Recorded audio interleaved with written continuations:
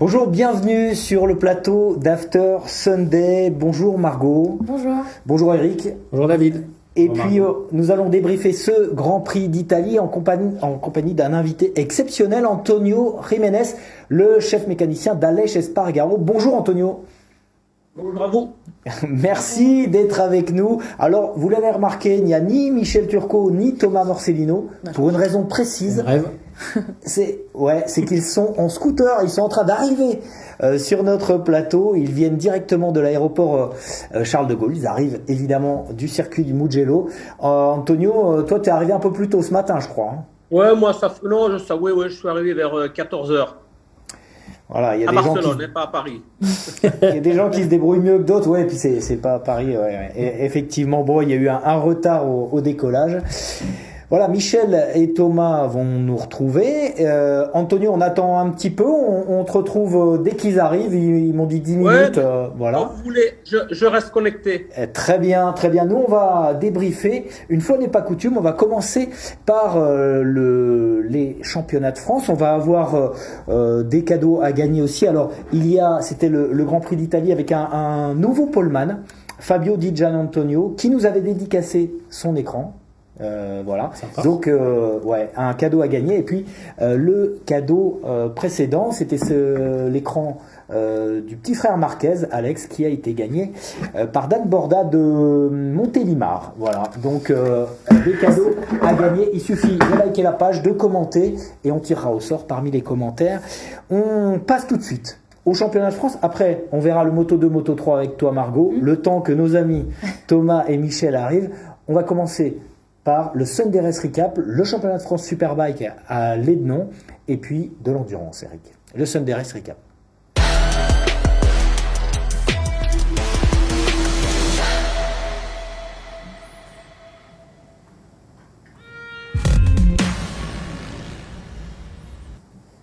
Il y avait une course ce week-end, pas mal de courses ce week-end à Lédenon, un circuit où traditionnellement il y a beaucoup de vent. Tu y étais, Eric. Margot, tu y étais aussi. Ouais. Je me suis un peu envolée. Tu t'es un peu envolé. Allez, on en reparle tout de suite. Elle avait du mal à tenir sur ses pieds sur la grille de départ. Ouais.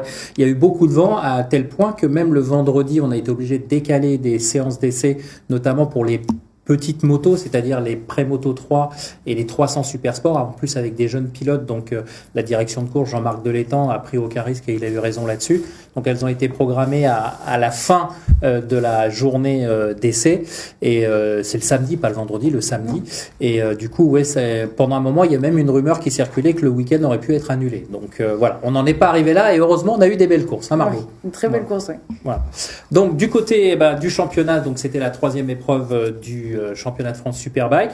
Et en Superbike, eh bien un petit peu comme la tendance générale sur ce week-end, les leaders ont été un petit peu malmenés, à l'image de Valentin Debise. Alors Valentin Debise, il est tombé aux essais.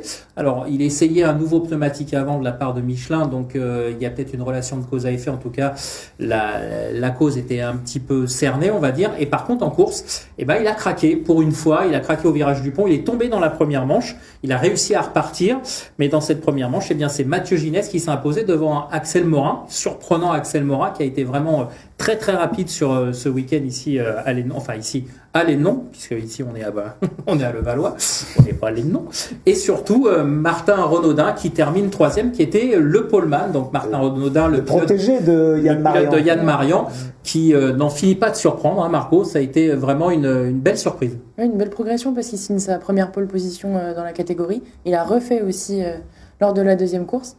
Belle progression, j'ai un peu discuté avec lui, c'est ce qu'il me disait, tout commence à bien se goupiller. Et pas qu'à Lédenon. Hein. Oui, non, ça va. Depuis le début de la saison, il est vraiment aux avant-postes. Il a franchi un palier cette année. Et du coup, ça se traduit par des bons résultats sur la piste. En seconde manche, là, malheureusement, oui, pour ses adversaires, mais heureusement pour lui, Valentin Debise, il a remis un petit peu les pendules à l'heure. Donc, il est allé chercher la victoire. Et il y a eu une grosse bagarre derrière lui. Il y a eu un groupe de 7 pilotes pendant un moment. Et puis après, ça s'est détaché un tout petit peu. Il y a eu donc Valentin Debise devant. Et ensuite, Técher, Ginès, Renaudin et Axel Morin qui se sont un petit peu disputés les accessites et qui terminent dans cet ordre. Donc Alan Técher et Mathieu Ginès qui accompagnent donc Valentin Debise sur le podium. De fait, avec sa chute en première manche, Valentin Debise il a laissé filer des points et du coup Mathieu Ginès est revenu à 9 points seulement de Valentin Debise. Donc attention, le reste de la saison, la deuxième partie de saison va être animée. En super sport, pareil, bis repetita, Valentin Debise et les autres. Ouais. Par contre, là, cette fois, il n'a pas craqué. Valentin, Margot, il a été au bout à chaque fois et il a gagné les 2 manches. Ouais, c'était un gros duel quand même avec Mathieu Gregorio. Ouais. Ça nous a bien animé les débuts de journée. C'était sympa à voir. On les voyait bien. Mathieu Gregorio, qui est le régional de l'étape avec d'autres pilotes, il était dans son jardin, on l'attendait, on savait qu'il allait être fort et il a répondu présent. Il l'a titillé, il a cherché plus d'une fois l'ouverture, ça a été chaud 2-3 fois au virage du pont. Il a de l'expérience. Mais Valentin Debise, tu lui apprends pas à faire la grimace, tu vois.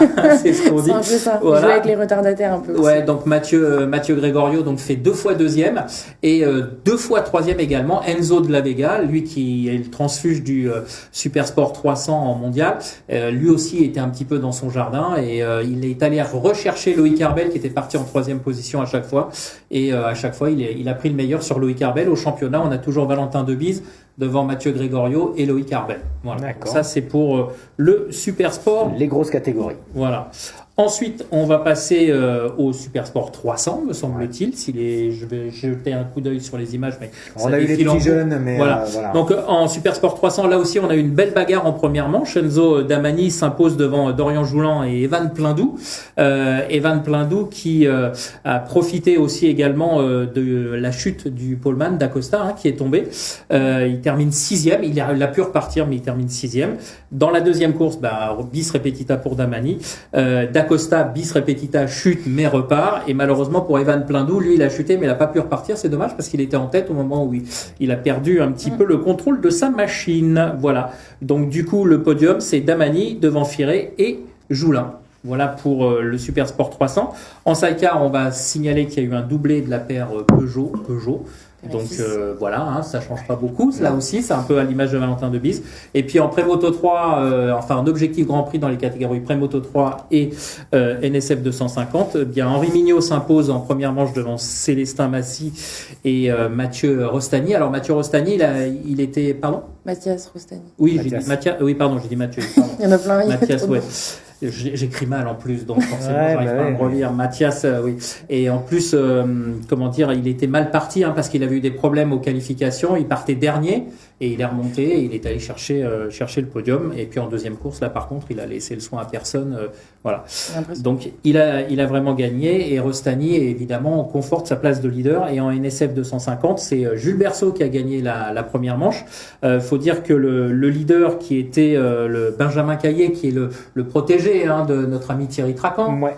Tu vois qui je veux dire, David ? Ouais, je vois bien. Voilà. On s'est entraîné d'ailleurs. GP Inside. En fait, il a eu un problème sur la grille de départ. Je crois qu'il a calé en première manche, me semble-t-il. Et du coup, après, il a eu du mal à récupérer les avant-postes. Donc en première. Qu'est-ce que j'ai dit ? Inside. GP Inside, oui, GP Racing, ouais, GP Inside, c'est pour autre chose.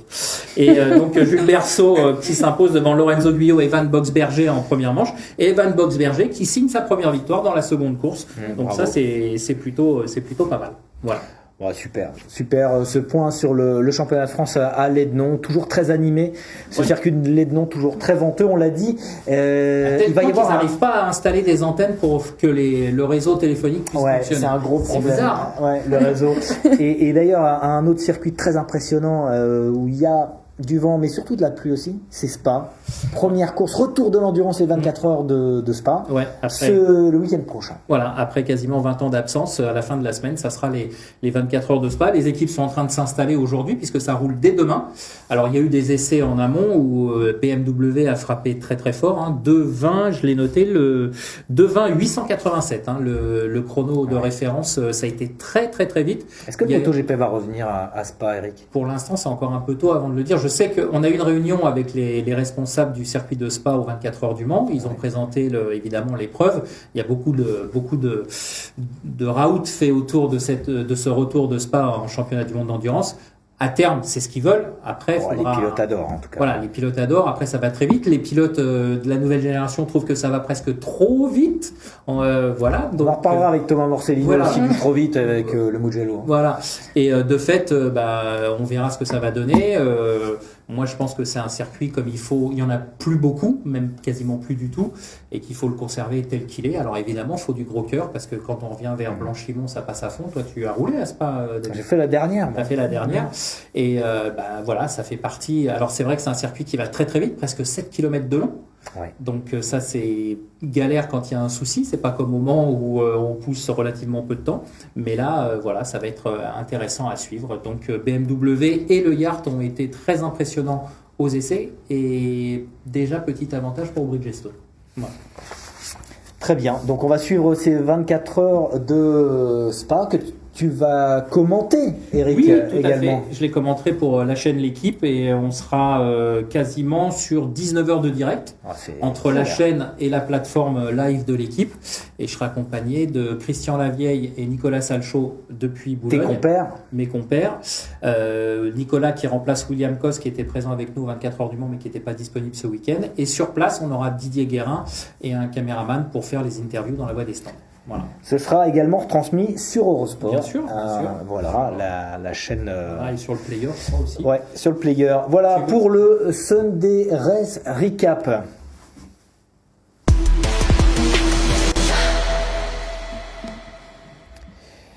On va passer au Grand Prix. C'était le Grand Prix d'Italie, 8e rendez-vous de la saison MotoGP. Alors, le MotoGP, on en parlera avec Antonio Jiménez, avec Michel Turcot, avec Thomas Morcellino, qui sont pas loin. On va commencer avec toi, Margot, sur les petites catégories avec ta rubrique Margot GP.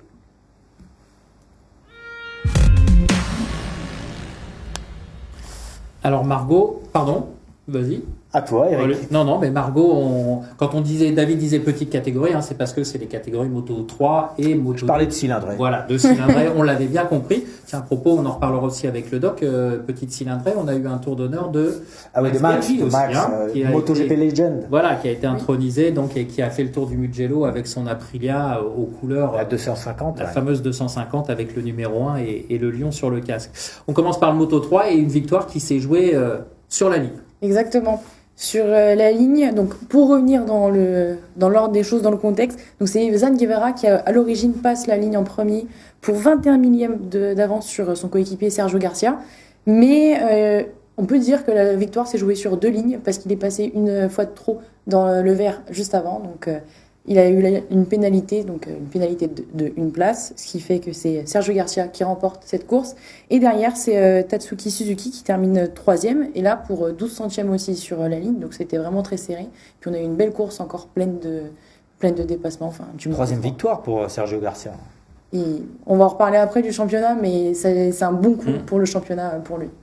Et puis ce Grand Prix, c'était aussi l'arrivée d'un petit nouveau dans la catégorie. C'était l'arrivée de David Munoz, le numéro 5, donc le nouveau coéquipier de Anna Carrasco, donc pour le team Beau Motorsport. Alors, il est arrivé plus tard que les autres parce qu'il n'avait pas l'âge minimum, qui est de 16 ans pour l'instant, pour cette année encore. Il les a eu le 15 mai dernier pendant le Grand Prix de France, donc il ne pouvait pas prendre le Grand Prix. Et donc, première course, il termine 11e, donc il empoche 5 points. Il provient du championnat du monde junior Moto 3. Il était 3e. Et donc, normalement, ça devrait être le dernier pilote de cet âge-là qu'on devrait voir arriver dans les catégories, dans les petites catégories. Ouais, parce que maintenant, ça va être 18 ans. Exactement, c'est ce dont je voulais parler. Parce que c'était il y a un an, c'était le décès de Jason Dupasquier sur le Mugello. Et il y a eu d'autres décès. Donc, pour recontextualiser, la FIM a pris une décision de remonter l'âge minimum. Donc après, on peut en discuter, mais c'est vrai que là, on a revu des chutes assez spectaculaires en Moto 3, avec donc il y en a eu plusieurs pendant la course, et notamment Ayumu Sasaki en essai libre 2. Ouais. Parce que donc il part en high side, et ensuite il y a Romé Mazia qui malheureusement lui roule dessus. Et j'avais un peu des frissons quand j'ai vu tout ce qu'il a eu, parce que fracture du vertèbre, des 2 clavicules Et comme traumatisme crânien, plus d'autres contusions. Ouais, il a pas fait semblant. Ouais. C'est Généralement, c'est dans les chutes s'il y a une percussion, et on se rappelle aussi de l'accident de Marco Simoncelli. C'est aussi malheureusement comme ça. On fait quand même un petit point aussi sur Lorenzo Felon parce qu'il a marqué des points. Ouais, de nouveau 2 points. De nouveau 2 points, exactement, les points de la 14e place. Et il s'est beaucoup battu parce que cette fois-ci en Moto 3, le groupe était très très très long. Donc il a pu profiter aussi des chutes d'autres pilotes devant lui, mais il s'est aussi beaucoup battu. Et on peut le voir que là, il s'est amélioré au niveau des exercices, au niveau de l'exercice des qualifications, parce qu'il est passé par la Q1, mais après il est passé en Q2, il s'est qualifié en 12e position. Et donc on espère pour lui qu'il continue à marquer des beaux points. C'est tout le mal qu'on lui souhaite. On passe au Moto 2 avec un nouveau vainqueur. Exactement, nouveau vainqueur. Un événement. Pedro Acosta, P1. Première pole position pour lui, donc ce qui fait qu'il est 10e au général maintenant. Il prend quelques places en plus, enfin en moins. Donc on en parlait d'ailleurs il y a 2 semaines, parce qu'il avait failli gagner au Mans, en France. Et donc il bat le record de Marc Marquez. Record de précocité, ouais. Il avait donc 18 ans et 4 jours. C'est 83 jours de moins que Marc Marquez. Et donc au moment vraiment on pensait qu'il allait gagner. Il a fait exactement le même week-end, sauf qu'il n'est pas parti de la pole position. Il a travaillé son rythme de course tout seul. Il a fait ses qualifications tout seul. Il était très bon. Donc il est parti 2e. Et rapidement il a pris la tête de la course. Après, Aaron Canet a chuté un peu après la mi-course, donc ce qui lui a laissé un petit peu d'avance, mais c'est bien. Alors, je ne sais pas si... je dirais que c'est plus ou moins un bon élève, Pedro Acosta, parce qu'au début de l'année, donc très bons essais hivernaux. Ensuite, on sait, c'est le champion Moto 3, il nous a tous impressionnés, donc on s'attendait vraiment à le voir performer. Il y a eu beaucoup de chutes, il y a eu un peu de tension aussi dans son team, parce qu'il n'écoutait pas forcément les conseils qu'on lui donnait. Oui. Et là, il a tout mis bout à bout. Et visiblement, c'est parti. C'est ça. C'est parti. Bon, ça, c'est très belle première victoire de Pedro. Et puis, de nouveau, un Américain sur le podium. Exactement. Joe Roberts, 2e. Bon, il n'avait pas quitté le podium très très longtemps parce qu'au Grand Prix du Portugal, il avait remporté sa première victoire. Et donc, il partait 7e à l'origine. Il s'est battu aussi beaucoup avec le groupe de devant parce qu'ils étaient quelques-uns. Et il était sur un circuit qu'il aimait bien. Il le disait que la moto, il avait un petit pressentiment. Il était un peu nerveux avant le début de cette course-là. Mais il se sentait bien. Il avait vraiment les bons réglages. Il a su résister à Celestino Vietti. Et c'est bien pour la Dorna qui souhaite avoir des Américains en MotoGP. Encore faut-il qu'il accepte les propositions comme il avait eu avec Aprilia en 2021. Et du coup, au championnat, on fait un petit point. Au championnat en Moto 2, eh bien, Ayugura, qui a complété le podium en 3e position, il revient à égalité avec Celestino Vietti à 108 points exactement, parce que Celestino Vietti était à la base devant Ayugura, mais malheureusement il y a eu un problème mécanique à l'embrayage, visiblement c'est ce qu'on entendait à la télévision, et donc compliqué pour lui, mais deux leaders. Vietti, dont on commence à parler, mais ça on en parlera un peu plus aussi peut-être on en parlera. avec Jiménez, Monsieur Jiménez, Antonio Jiménez et Michel Eldoc en MotoGP. Alors, très bien. D'ailleurs, en parlant de bonne performance sur le périphérique parisien de Thomas Morcellino et Michel Turcot qui vont nous rejoindre. C'est l'heure du débrief de Michel Turcot.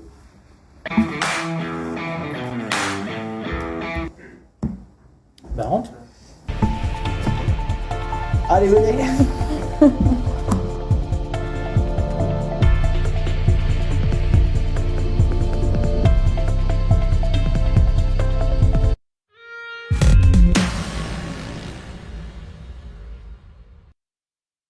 Bonjour Michel. Salut David.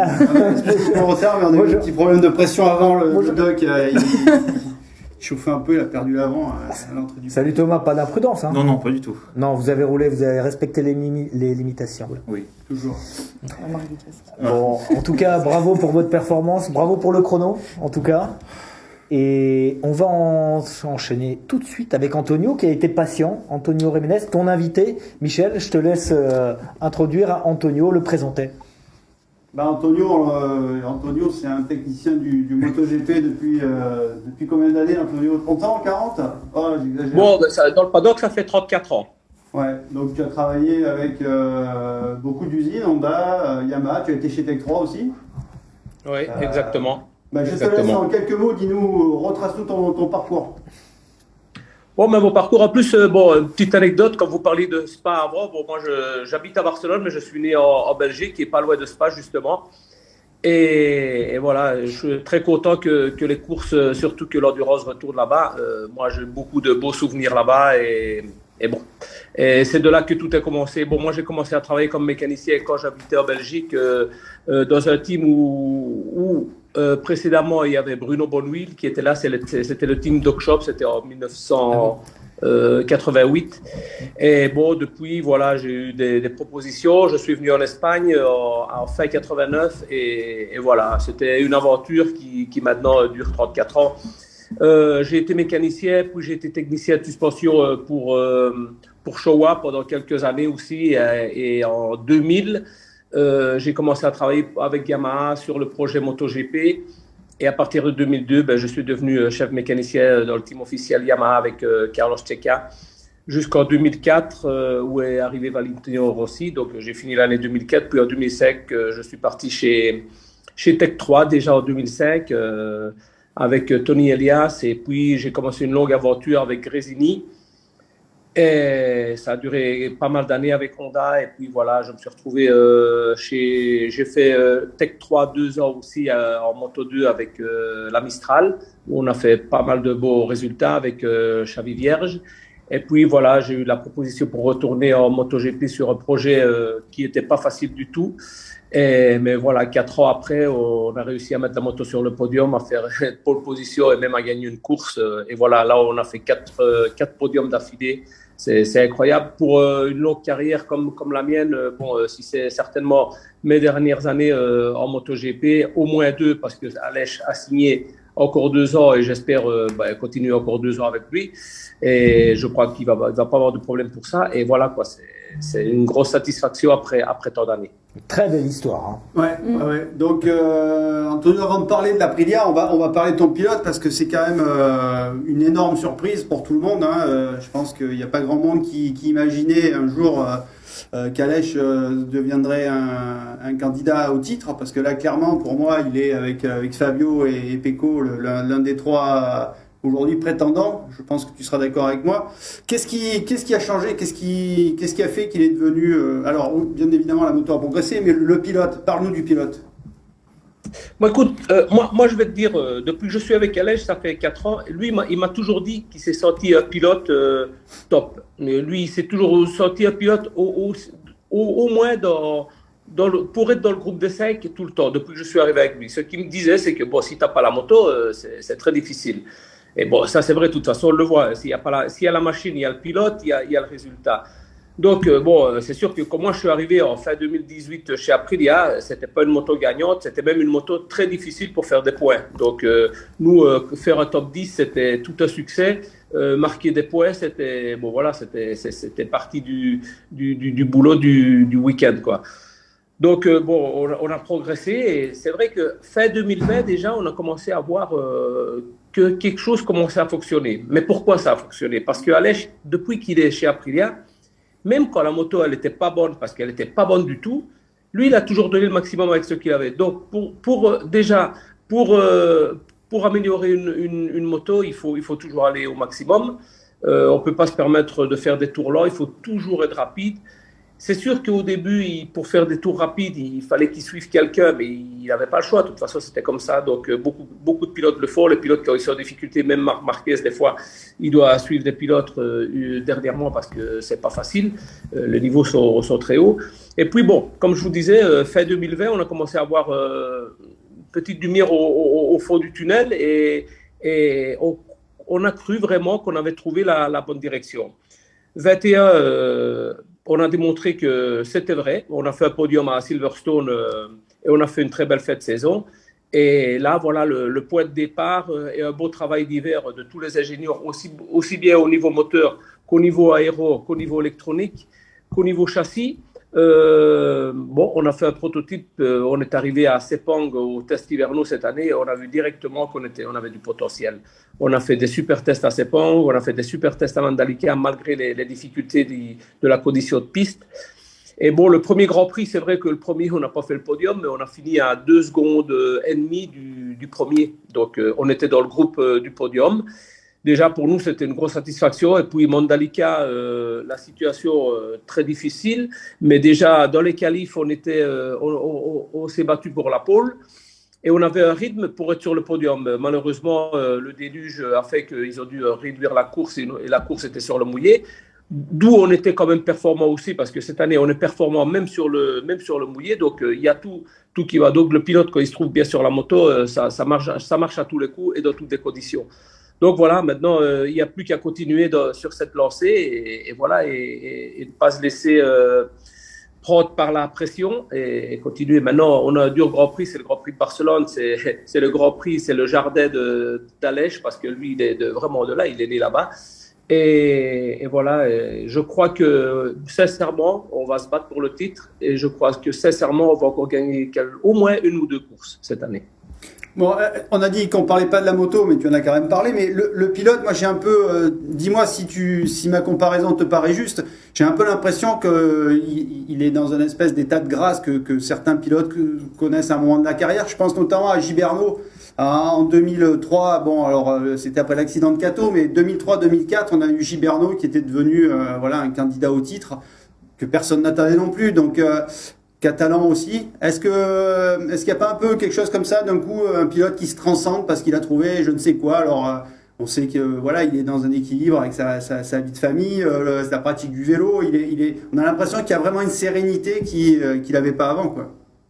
Voilà, bon, c'est sûr que oui, c'est vrai que j'ai dévié un petit peu ta question au début, mais c'était juste pour te dire qu'un pilote, quand il sort bien avec la moto, il est capable de faire des trucs incroyables. Gibernau, c'était le cas aussi, et Aleix, pour le moment, lui, c'est un homme heureux. C'est vraiment un homme de famille. Il est heureux avec ses 2 enfants, avec sa femme. Il est heureux avec son super hobby, c'est le vélo. Il s'entraîne avec des super professionnels, des gars qui font le Giro, le Tour de France, la Vuelta. Bon, c'est ses potes, c'est son hobby, c'est peut-être son deuxième métier dans un futur, sait-on jamais. Mais lui, il le dit, c'est un homme heureux et surtout, il est très calme.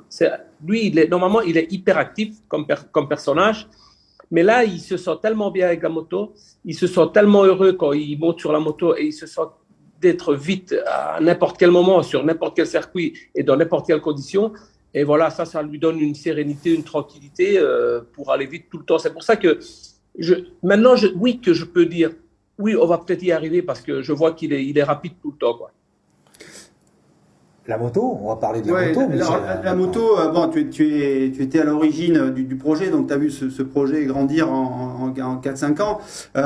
Qu'est-ce qui a changé l'arrivée de Massimo Rivola il y a 2 ans maintenant, hein, c'est ça, hein, qui est arrivé. Oui, c'est la 4e année qu'il est là. C'est la 4e année, oui. Qu'est-ce qu'il a apporté? Parce qu'on a vraiment l'impression qu'il a restructuré le service course chez Aprilia. Il a fait venir des ingénieurs de la F1 puisque lui il vient de chez Ferrari.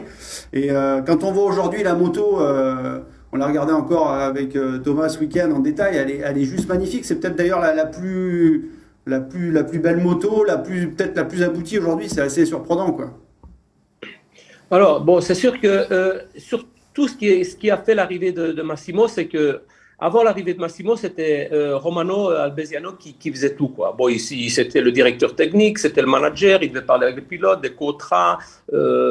D'ailleurs, moi, quand j'ai signé chez Aprilia, j'ai fait mon contrat avec lui, quoi. Donc, c'est vraiment pas ce boulot. Donc, l'arrivée de Massimo a fait que ça a déchargé d'énormément de travail à Romano et il a pu dédier son temps full à la technique, quoi, et au développement de la moto, surtout des moteurs. Donc ça a pris un peu de temps, mais ça a bien marché. Donc bon, maintenant on a un homme du côté technique, un homme du côté politique, disons, et voilà, ça a bien marché. Puis c'est vrai que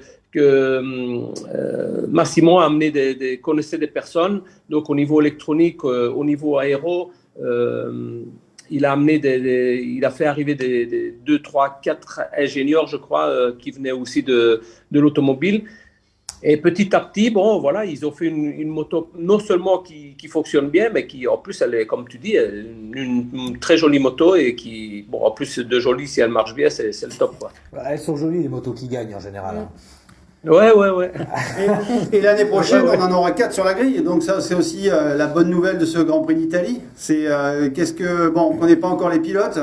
Tu as une petite idée de qui on va retrouver dans cette équipe RNF avec les Aprilia? Écoute, sincèrement, j'ai aucune idée parce que bon, je crois que là, bon, ils sont en train de discuter. À mon avis, ça va être une décision, disons, bilatérale entre Aprilia et le team qui va avoir récepteur, le team qui va avoir ces Aprilia. Je crois qu'ils vont chacun avoir une idée.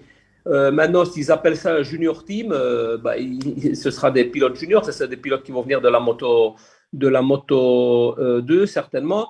Après, bon, moi j'ai entendu parler de Vietti. Ouais, pourquoi pas, Vietti, c'est une bonne option. Arbolino aussi. Puis j'ai entendu parler de Raoul Fernandez aussi, on parle de oui, Raoul mais, qui veut oui, quitter mais KTM. ce qui n'a aucun sens, ou si on parlait de Rins aussi, ce qui n'a aucun sens, c'est que dans une marque italienne, il y a 4 pilotes espagnols. Bon, ça, à mon avis, c'est pas jouable. Il faut qu'ils aient au moins un pilote italien pour le futur. Ça, c'est mon impression. Hein. Je dis pas que ça va être comme ça. Mais Après, au moins un, à mon avis, Vietti ou Arbolino, à mon avis, ils vont atterrir. C'est l'impression que j'ai chez Aprilia dans le team satellite. ouais, dans le team Après, RNF, Rins, c'est vrai qu'il y a des pilotes MotoGP qui vont rester, qui vont être au chômage, donc ça va peut-être être une option aussi. Après, tu parles d'équipe junior. J'ai l'impression, moi, que chez KTM, ils en reviennent un peu de cette idée d'avoir un team avec que des jeunes. Pour en avoir discuté ce week-end avec Guidotti, ils se disent qu'à finalement avoir pris Gardner et Fernandez chez Tech 3, c'était pas forcément une bonne idée, quoi. Peut-être que d'avoir un pilote un peu plus expérimenté et un jeune, ça équilibre un peu l'équipe. C'est aussi un peu plus garant de résultats, quoi. Donc sachant qu'on a des pilotes voilà, comme Rins, comme bon, Mir a priori il ira chez Honda, mais bon, même c'est pas fait non plus. Donc il y a quand même il y a Paul Espargaro aussi qui reste sur le carreau. Est-ce que d'avoir un pilote aussi capable d'épauler Aleix et Maverick, ce serait pas intéressant? Non, ben, c'est sûr que de toute façon, ça va être intéressant dans les deux sens, parce que nous, ça va quand même nous apporter plus d'informations. Et voilà, mais bon, c'est vrai que... On ne saura jamais. On ne saura On a jamais. perdu. On a perdu Antonio Jiménez. Bon, on va essayer de le retrouver un peu plus tard. En attendant, c'est très intéressant ce que dit Antonio. Tu as pas mal d'infos, toi aussi, Michel, venant du paddock, parce que l'Aprilia commence à devenir intéressante. Ah ben, clairement, aujourd'hui, je pense que c'est une moto qui est plus séduisante que ce que ne l'est la KTM, voire la Honda. Donc c'est vrai que d'un coup... alors après, il va falloir aussi voir quel type de machine cette équipe va pouvoir récupérer. Est-ce que Aprilia aura les moyens de fabriquer 4 RSGP 2023 l'année prochaine, ou est-ce que l'équipe satellite va récupérer les 2 motos de cette année, qui sont d'ailleurs pas trop mal quand même. Mais enfin bon, voilà, quel support ils vont avoir, quels moyens vont être mis en place? C'est vrai que ça, c'est encore des questions pour lesquelles on n'a pas les réponses. En tout cas, merci à Antonio. On ne sait pas si on va le retrouver tout à l'heure pour lui dire au revoir, mais en tout cas, on a appris beaucoup de choses. On va peut-être lui poser une ou deux petites questions encore si on le retrouve. Eric en régie essaie de le retrouver. Michel, le débrief, évidemment, cette course en Italie, elle a été aux essais phagocytée par les Italiens. En course, elle a été remportée par un Italien, mais belle résistance de Fabio quand même. Ah ben clairement, Fabio fait une course exceptionnelle. Je pense que il a crevé l'écran une fois de plus. Voilà, il a tout donné. Ce qu'il a dit, enfin, tous les dimanches, il nous dit c'est la plus belle course de ma vie. Donc c'est vrai que chaque fois il repousse un peu plus les limites. Mais c'est vrai que là, il a fait un super départ. Il était extrêmement agressif dans les premiers tours.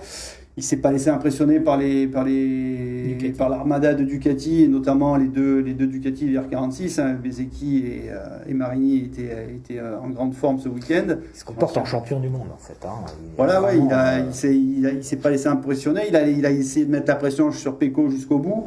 Voilà, il en glisse des 2 roues dans tous les enchaînements de virages. Il a profité au maximum des qualités de sa Yamaha dans toutes ces chicanes rapides qu'on retrouve au Mugello.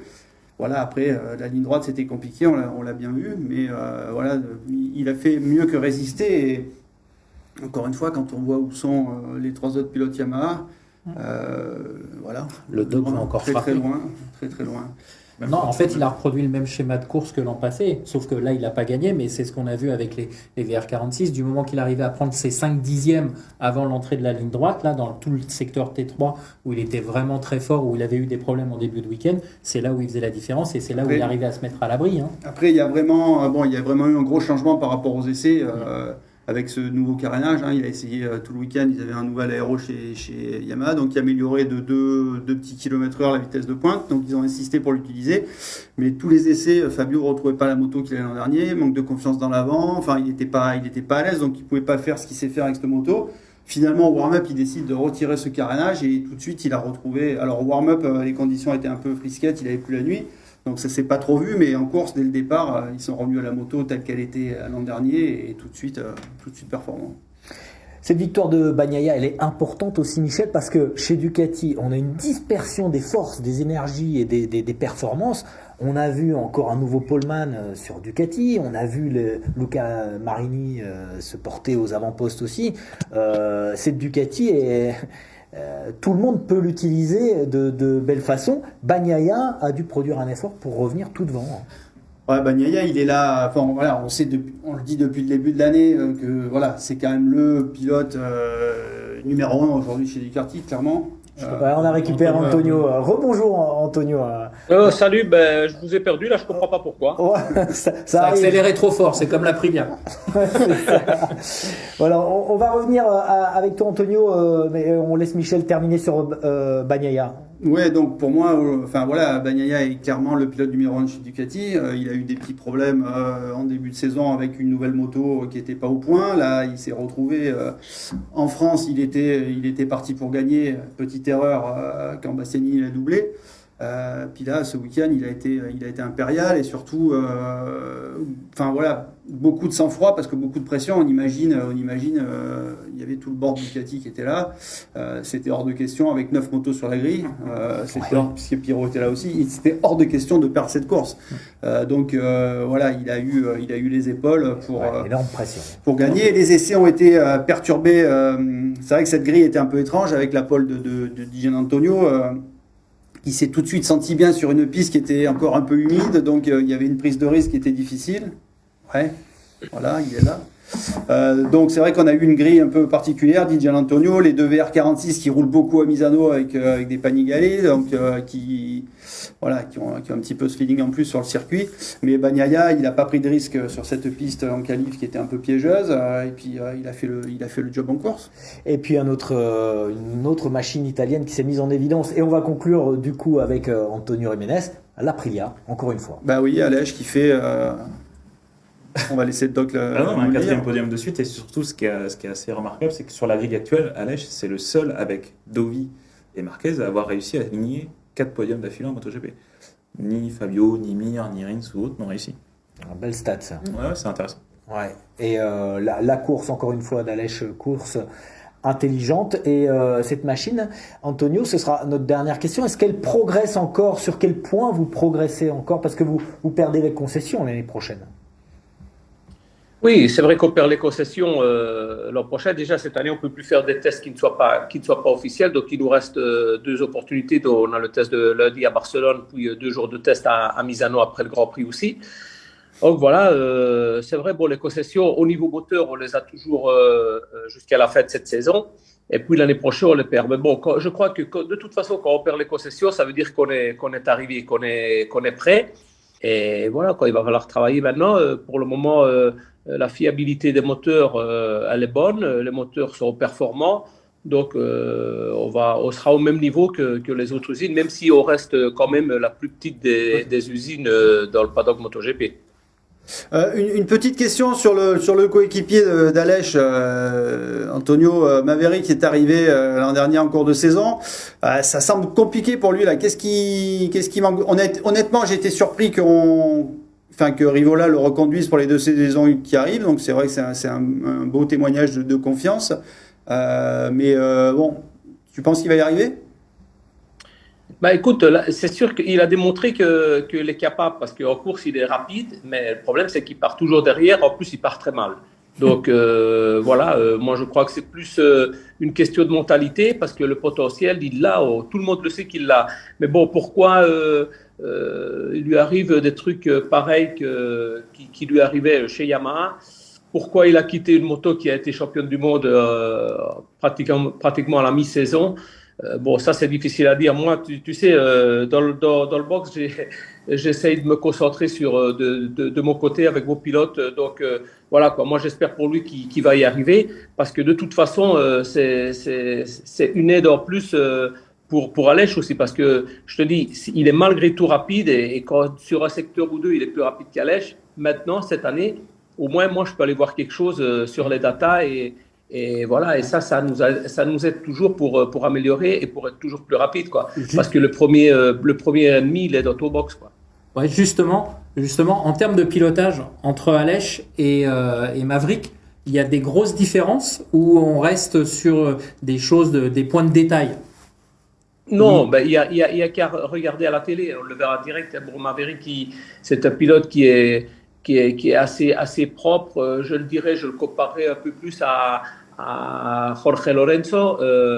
Et Aleix, il conduit différemment. Et Aleix, il conduit plus sur le centre de la moto. Il se déroge pas tellement. Aleix, c'est pas un pilote qui a habituellement le coude par terre. Donc, il met plus disons, de charge verticale sur la moto. Et bon, c'est sûr que au moment où tu as une conduite complètement différente, il faut t'adapter à une moto qui a été construite autour d'Aleix. Donc, lui, il sait que cette moto a du potentiel, mais il va falloir qu'il s'adapte un petit peu à la conduire comme... je dis pas à la conduire comme Aleix, parce que c'est pas ça qu'il doit faire. Et lui, il doit maintenir son style, mais bon, il doit apprendre encore beaucoup d'Aleix pour pouvoir tirer le maximum potentiel de cette moto, qui est surtout de rentrer très très fort avec les freins dans les virages. Allez, on est gourmand. Une toute petite dernière question. On fait court parce qu'on a encore des rubriques à venir. Thomas ? Ouais, Antonio, on a vu apparaître ce week-end sur la moto de Savadori un aileron. Je crois, je sais pas j'ai pas vu encore apparaître cet aileron sur les motos d'Aleix ou de Maverick. Je sais pas si vous l'avez testé, mais même si vous l'avez pas testé, à quoi ça peut servir cet aileron? Alors non, cet aileron, c'est une pièce qui est arrivée à Mugello. Donc comme il y avait Savadori qui était là au wheelkart, donc on lui a fait essayer. Surtout, c'est des trucs qui doivent très bien fonctionner et qu'on doit en tirer une maximum conclusion sur des circuits comme Mugello ou comme Barcelone où il y a des lignes droites de plus de 350 km/h. Donc l'effet aérodynamique est énorme. Donc Savadori l'a essayé, je crois, en FP1. Et voilà, on a sorti des datas, on a tiré des conclusions, on a fait des réunions. Et bon, on a vu que c'était peut-être pas le moment encore de la faire passer sur les pilotes officiels, surtout sur un Grand Prix. Donc voilà, on a un test lundi à Barcelone. Certainement qu'on va la passer avec Vignales et avec Aleix. Bon, c'est pour augmenter la charge aérodynamique sur l'arrière. Mais quand on fait ça à des vitesses très, très élevées, quand je dis des vitesses très élevées, c'est à partir de 250 km/h. Donc, ça a déjà un effet, pas que sur la ligne droite, mais surtout en entrée de virage. Donc, il faut peut-être rebalancer un petit peu tous les réglages de la moto. Donc, il faut bien savoir ce qu'on fait, l'effet que ça a avant de l'utiliser en Grand Prix et comment l'ajuster avec le reste des suspension, châssis, etc. quoi. Voilà. C'est très important et c'est très délicat. Donc, il faut savoir, ça peut fonctionner, mais il faut savoir comment et à quel moment il faut l'utiliser. Merci beaucoup Antonio d'avoir été avec nous. Merci et bonne chance pour la suite de la saison. En tout cas, on vous souhaite beaucoup de réussite à Aleix et à toi. Voilà. Ok, merci beaucoup. Merci. Salut Antonio. Salut, à la prochaine. Au revoir. À la prochaine. On continue avec le carnet de notes du doc. Ah.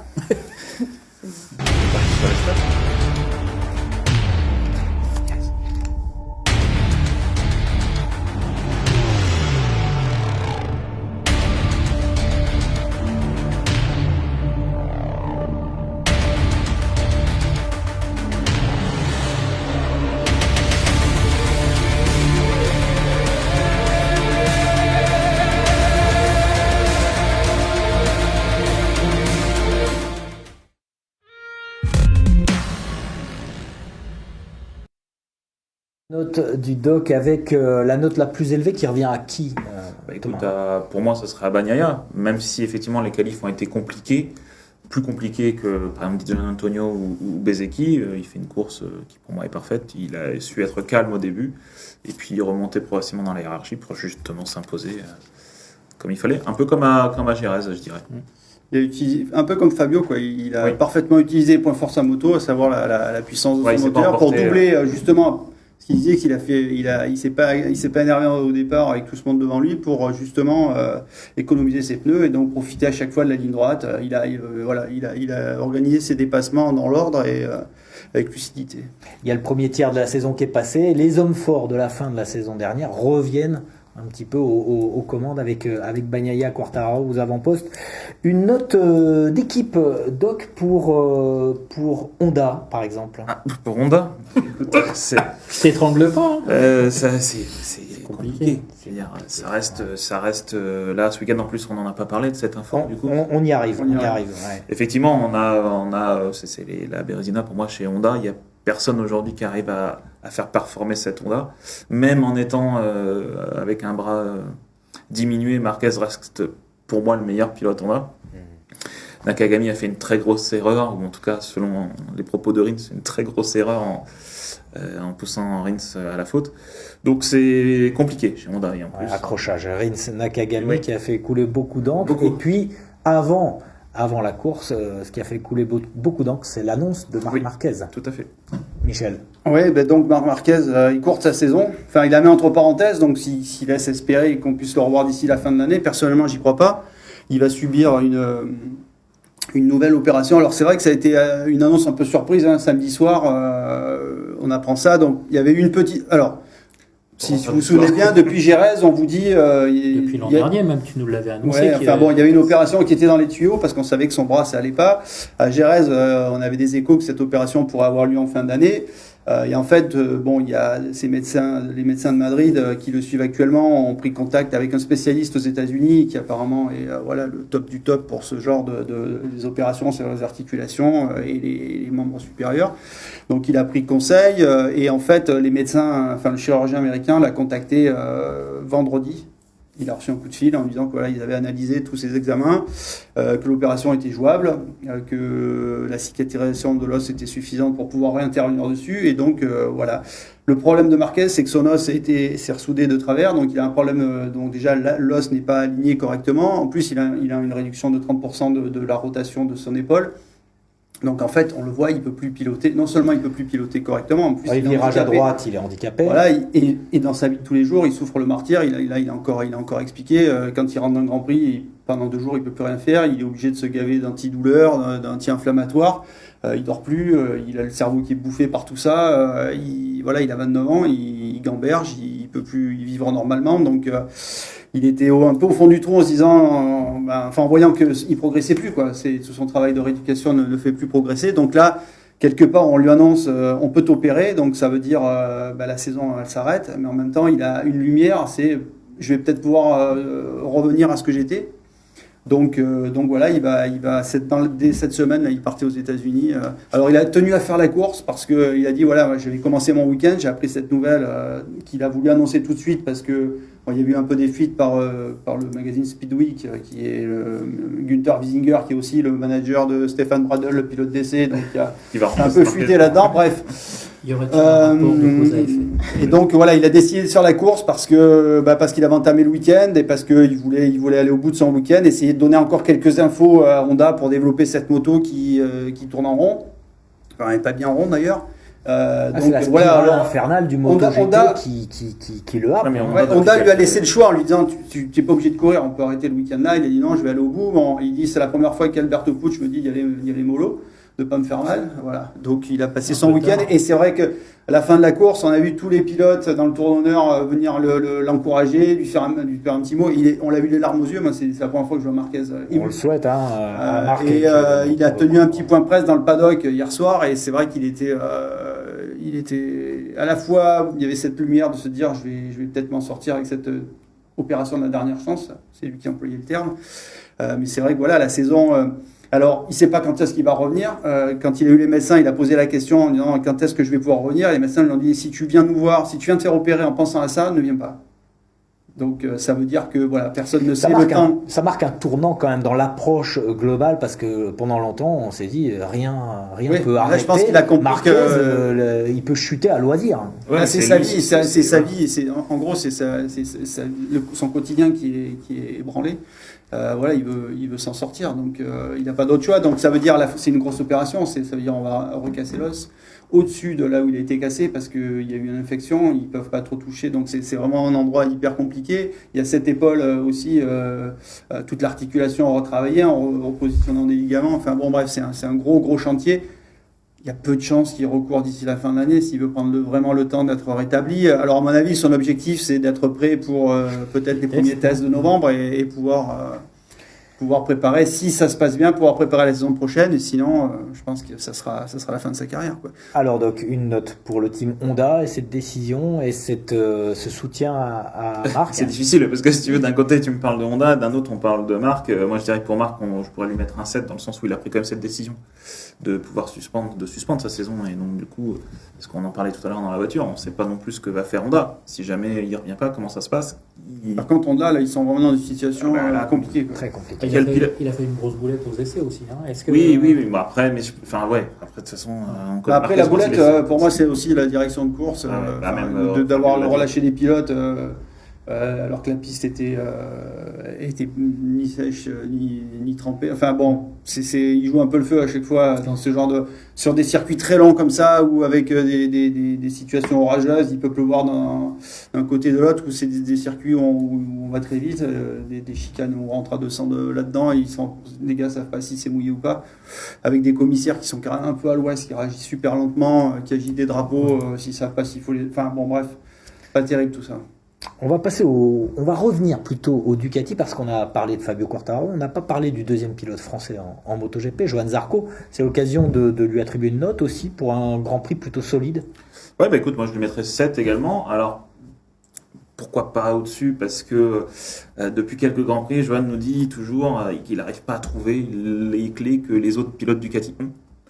Et ça commence à traîner en période de tractation, encore une fois, même s'il est là, même s'il fait une belle 4e place.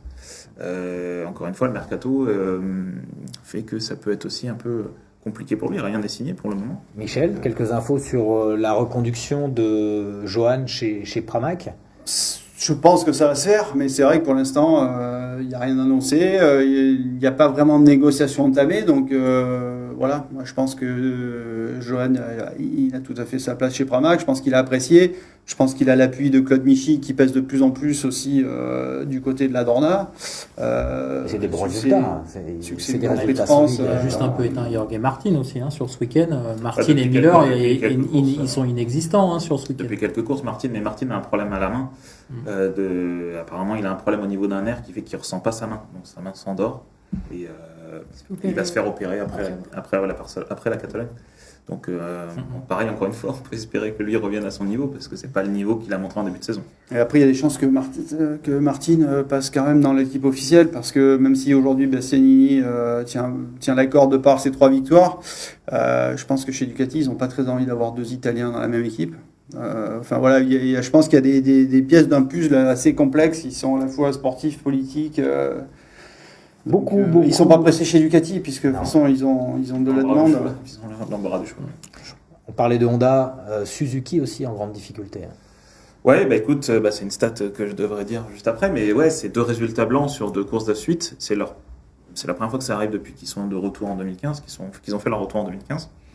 Bon, Rins, c'est un peu particulier parce que lui, il s'est fait pousser, on va dire, par Nakagami. Donc ça, je sais pas pour ceux qui l'ont vu. Fait de course ou Ah non. Pas selon. Non, mais quand on voit les images, c'est sûr que Nakagami insiste à l'extérieur, et il touche. Il accepte pas que d'être doublé par Rins en sortie de virage à l'intérieur et il tasse. Donc on a entendu quand même des noms d'oiseaux. Ouais. Donc voilà, pendant les débriefs, parce que les pilotes viennent en salle de presse maintenant et du coup des fois ils se croisent et ils se parlent entre eux, donc on entend un peu ce qui se dit. C'était quoi les noms d'oiseaux? Oh, je sais pas, je me rappelle. C'était en Espagnol. c'était en anglais.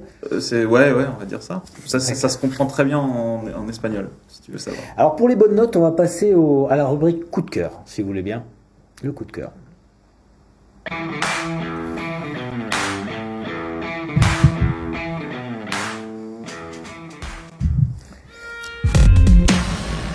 On commence par Margot pour le coup de cœur. Si c'était, enfin, s'il n'y a que MotoGP, je dirais Fabio Quartararo, mais c'est vrai que j'ai mon coup de cœur pour Pedro Acosta, dont on a déjà parlé juste avant. Je ne vais pas répéter tout ce qu'on a dit, mais Pedro Acosta avec une très belle course, c'est sa première victoire. Coup de cœur pour Pedro Acosta. Bah oui, pas que Fabio. Pour toi, Doc. Bah moi, écoute, comme je te disais tout à l'heure, je vais mettre la 250 Aprilia de Max Biaggi qui est passé sur la ligne droite plusieurs fois durant le week-end. Donc on parle pas de MotoGP pour le coup de cœur. Hein. Moto 2. Pas du tout. Non, c'était quand même. Max Biaggi, ouais. C'était dès qu'on a entendu la Aprilia passer en ligne droite, c'est tous rien. On a dit, ah ouais. La bonne époque des deux temps. C'est exactement ça. Donc il a fait quelques tours le samedi, puis du coup on l'a vu le dimanche faire son vrai tour d'honneur. Voilà. C'est Aprilia. Non, puis surtout Aprilia, l'air, ouais, voilà, prix c'est ça, de puis tout. l'air Biaggi, l'air. 4 titres de champion du monde, hein. Max en 250, Michel Ouais. si. Avec deux Exactement, C'est avec contre son Aprilia, avec dernier. Honda. Voilà. Et ton coup de cœur. Eh ben alors, moi c'est pas Max Biaggi, mais c'est Valentino Rossi. Parce que Ah ouais, là, on a donc, revu Valentino. Ça change de la rubrique. non, mais voilà, moi je vais. Valentino, donc. Parce que Valentino Rossi est venu au Mugello. Le numéro 46 a été officiellement retiré du championnat MotoGP, donc il y a eu une cérémonie. Et puis voilà, moi j'avais un interview programmé avec lui. Il en a donné qu'un ce week-end, c'était pour moi, donc voilà, j'étais assez content de partager ce petit moment avec lui. Mais voilà, c'était sympa de le revoir et de voir les quelques spectateurs présents au Mugello. Alors ça sera pas le coup de cœur, mais ça sera le coup de gueule. Catastrophique ce Grand Prix en termes d'affluence. Après 15 jours après le Grand Prix de France, c'était le désert. Donc pourquoi des tarifs trop élevés? Pourtant, c'est la Toscane, Ferrari qui possède le circuit n'a pas spécialement envie de voir du MotoGP là-bas, donc il y a de grandes chances qu'on ait vécu le dernier Grand Prix d'Italie au Mugello. Ah ouais, c'est une info. C'est une info. Et rien à voir avec la sécurité. Les vitesses folles atteintes notamment par Jorge Martin, 363. Non, parce que je te dis, les pilotes sont partagés. Il y en a qui sont effectivement d'accord, qui se disent que maintenant les motos sont de plus en plus stables, donc il n'y a pas de problème sur la bosse. C'était problématique avant. Pour Fabio, lui dit qu'on a quand même atteint cette limite. Donc, c'est compliqué quand on suit des pilotes. Donc les avis sont partagés. Mais oui, effectivement, quand on atteint 363,7, je crois, ou 6. On est à 101 mètres secondes à la prise des freins, donc c'est quand même assez impressionnant. Après, c'est peut-être pas en MotoGP que c'est plus dangereux ce circuit. Hein. C'est quand on voit en Moto 3, on a encore passé pas loin d'un drame. On se souvient l'an dernier, il y a eu le décès déjà dans du Pasquier. Et là, il y a notre ami Sasaki qui est quand même passé pas très loin de la correctionnelle. Pareil, hein, il est tombé, il s'est fait rouler dessus, les deux clavicules cassées, commotion cérébrale. C'est vrai que les bagarres en paquet, ça va très vite, et avec des petits jeunes qui font un peu n'importe quoi, ça fait un peu peur, quoi. Même problème qu'aux États-Unis, dans la ligne droite, quand il y a eu l'accident l'an dernier. Non, mais quand on les voit essayer de se démonter, c'est les phénomènes d'aspiration. C'est 5 dixièmes au Mugello, hein. C'est 5 dixièmes, même voire plus. Donc si tu n'as pas l'aspiration, ça zigzague dans tous les sens. C'est vrai qu'il y a ça fait peur par moment. Eric, un coup de cœur MotoGP peut-être? Ouais, deux même. Alors le premier, qui est absolument Carrément. pas sportif, c'est j'adore la nouvelle livrée des Ducati Pramac. Moi je trouve qu'elles sont En super violet jolies. là, comme ça? Ouais, blanche, violet et rouge. Alors tous les goûts sont dans la nature, hein, on dira, mais je trouve que ça change. Et comme un peu j'avais bien aimé la livrée des Grezzini en début de saison, je trouve que ça amène un. On en parlera un Pascal petit derrière, peu. alors Voilà. on lui transmettra. Ça amène un peu de fraîcheur. Et puis le deuxième coup de cœur, c'est effectivement, pour rebondir un peu sur ce qu'a dit Michel, je trouve que ça a été très sympa de la part de Fabio de faire son tour de rentrer au stand avec le drapeau justement en mémoire de Jason Dupasquier, parce que c'est vrai que les choses vont vite, les courses s'enchaînent, etc. Mais c'était bien d'avoir une poussée. En plus, je crois qu'ils étaient assez proches, non, de mémoire, plus ou moins. Mais enfin, en tout cas, c'était bien d'avoir remis ça comme ça. Je trouve que lui rendre un bel hommage, c'était bien. Je crois que c'est aujourd'hui d'ailleurs. Très bien. Un petit coup de cœur pour ma part pour le team avec Luca Marini et Fabio Di Giannantonio. Très très belle performance, très très beau début de course. Marco Bezzecchi, pardon. Coup de cœur aussi pour Oui, oui. Gianantonio, la pole position. En tout cas, les Italiens ont été vraiment performants et voilà, Bezzecchi et Marini qui se mettent en lumière, c'était On n'a pas génial, parlé, on n'a pas génial. parlé de l'erreur de Bastianini qui aurait mérité un. Un 0 pointé. Effectivement, mais après, je vais en parler dans les stats. Si Ah, bah ouais. on me laisse Voilà. reprendre sur des stats. Allez, les stats arrivent en attendant. Nouvelle promo pour l'écran dédicacé. Merci Michel d'avoir fait dédicacer cet écran à Fabio Di Gianantonio. C'était bien vu. Ah, Et, on savait qu'il allait faire un truc. Voilà, en tout cas, bravo, belle pole position, une vraie surprise, en tout cas. Ouais, il a bien joué le coup. Après, voilà, encore une fois, la qualif s'est jouée sur une piste qui était pas tout à fait sèche, et donc c'était une histoire de confiance. Il est sorti tout de suite. Il était bien depuis le début du week-end, et puis là, il s'est installé derrière. Il suivait Je sais plus. Fabio, et je crois bref, il a pris le bon paquet. le bon wagon, et voilà, jolie performance. Ouais, Malheureusement, bon, il est plutôt bien parti, mais après il est rentré dans le rang comme on pouvait s'y attendre. Alors que les deux VR46 ont bien résisté, quoi. Ouais, ils ont presque scénarisé la saison Ducati, à partager les rôles de cette façon. En tout cas, bravo à eux, merci. Mais si on passe aux statistiques, Merci. Thomas, l'instant stat.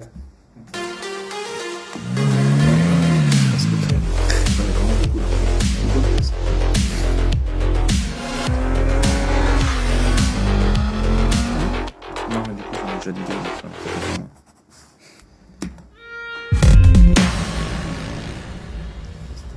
Deux rookies aux deux premières places sur la grille de départ, ça n'était plus arrivé, Thomas, depuis 2008. C'est ça, exactement. Donc, avec Jorge Lorenzo et James Stotsland à l'époque, c'était au Qatar.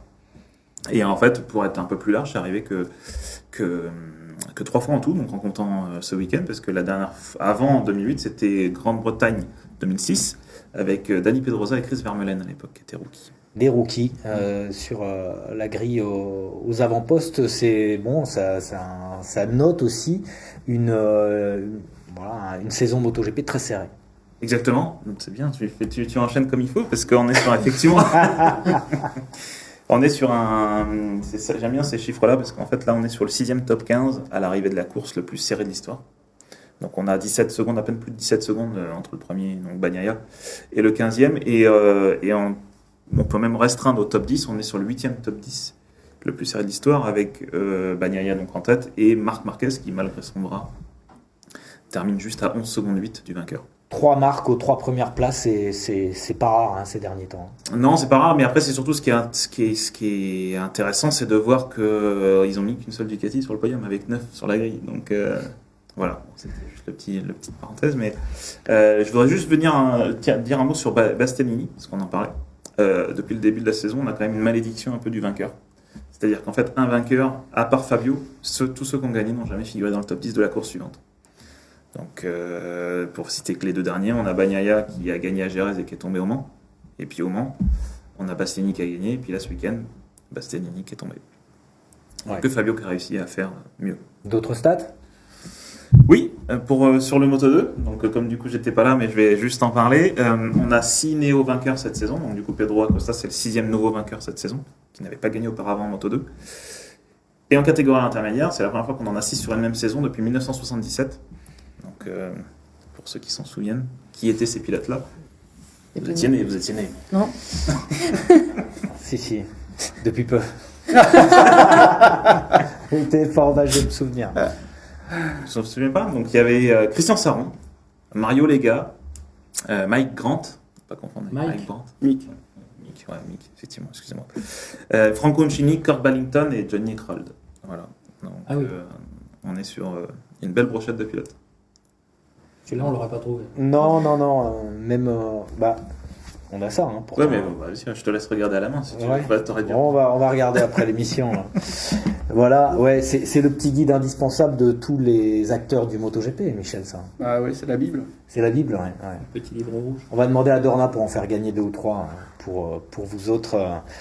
Ça fait partie des lots très précieux du MotoGP. Une autre stat peut-être, Thomas? Non, encore c'est tout ce que j'ai, parce que les autres, je les ai déjà dites, avec Suzuki, 2 résultats blancs en 2 courses de suite, et puis Aleix Espargaro, qui donc fait 4 podiums de suite, et qui rejoint Marc Marquez et Andrea Dovizioso sur la liste des pilotes qui auraient déjà réussi à faire ça. Encore en activité. Encore en activité. Par contre, s'il fait 5, bah pareil, il rejoint Marquez et Dovi ont aussi réussi à faire 5. On va passer aux indiscrets avec beaucoup de choses à dire parce que les transferts commencent à se préciser, Michel. Eh bien oui, parce qu'on a eu quand même une belle annonce ce week-end, c'est l'association, donc, le départ de l'équipe RNF du Giron Yamaha pour rejoindre Aprilia. Donc ça, c'était dans l'air depuis un moment. Et ça a été officialisé, donc ça veut dire qu'à moins d'une énorme surprise, on n'aura que 2 Yamaha l'année prochaine. 2 4 cylindres en ligne. Donc, seulement 2 4 cylindres en ligne, arrête. puisque les 2 Suzuki arrêtent. Donc, alors, il se dit que Yamaha et Carmelo Espeleta feraient le forcing pour que l'équipe VR46, qui, on le sait, à terme, va rejoindre Yamaha. Ah, mais ils sont sous contrat avec Voilà. Ducati. Donc, est-ce qu'à un moment donné, on ne trouverait pas un gentleman agreement pour écourter ce contrat, pour arranger Yamaha à avoir 4 motos? Le championnat également, ça serait quand même un peu plus équilibré, parce que sinon, on va se retrouver avec seulement 6 machines japonaises sur la grille. Est-ce que quelque part Ducati pourrait pas trouver une compensation d'avoir, parce que 8 motos, il commence aussi à se dire que ça fait beaucoup aujourd'hui. C'est presque contre-productif. Disons qu'il y a quand même dans l'industrie en général de gros problèmes d'approvisionnement, de fabrication de pièces, etc. Donc forcément ça impacte aussi tout ça, quoi. Donc il y a peu de chances que ça ait lieu l'an prochain, mais en tout cas dès 2024 on aura de nouveau 4 Yamaha, à moins que Yamaha se dise finalement on fait des économies et ça fonctionne bien avec 2 motos, donc le risque peut être aussi là. On a vu Suzuki décider d'arrêter, hein. On en parlait au dernier After Sunday, c'est quand même un inversement de situation aberrant, quoi. Les Japonais disparaissent et les Européens prennent la. C'est l'histoire. Ils sont retirés à la fin des années 60. C'est aussi des histoires comme ça. Ouais. Et puis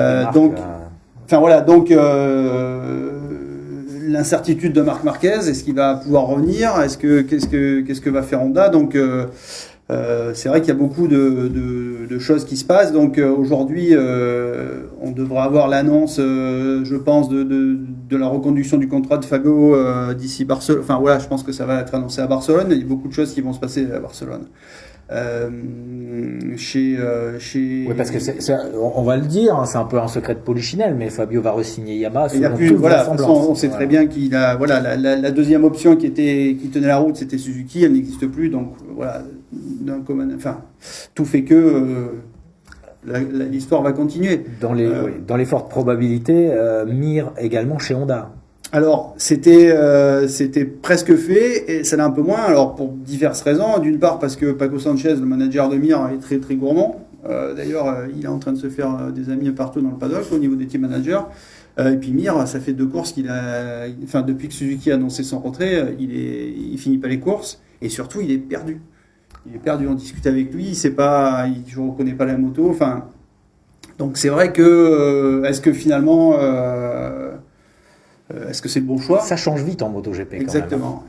Donc est-ce que on passe vite de héros à zéro comme ce qui semble en bonne voie, c'est Jack Miller chez KTM. Donc on sait que KTM maintenant le nouveau team manager c'est Francesco Guidotti. Francesco Guidotti qui était le manager de Pramac où a roulé Jack. Donc Francesco aime beaucoup Jack.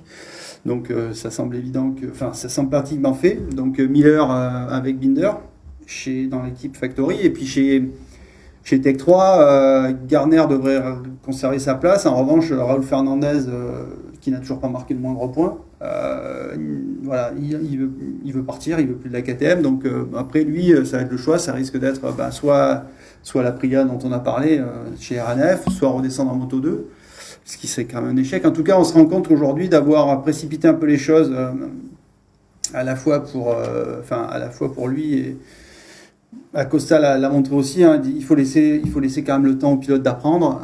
Vouloir aller trop vite, brûler les étapes, c'est pas forcément bon. Et là, Raúl Fernandez, je pense qu'il s'en rend compte. D'autant que débuter en MotoGP avec une moto comme la KTM qui est elle aussi en chantier, quoi. On rappelle qu'il était réticent, hein, quand même. Dès le départ, il voulait pas y aller. Donc c'est vrai que il rêvait d'avoir une Yamaha. Il n'a pas eu, puis là il n'aura pas. De la même manière, c'est vrai qu'il y a beaucoup de pilotes qui rêvaient de cette Yamaha.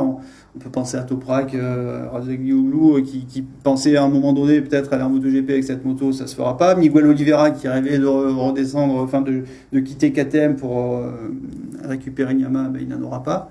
Donc lui, on lui propose, puisqu'il est gentiment éconduit pour laisser sa place à Miller, de retourner chez Tech 3, mais bon, il n'a pas très envie parce que ça serait finalement faire marche arrière.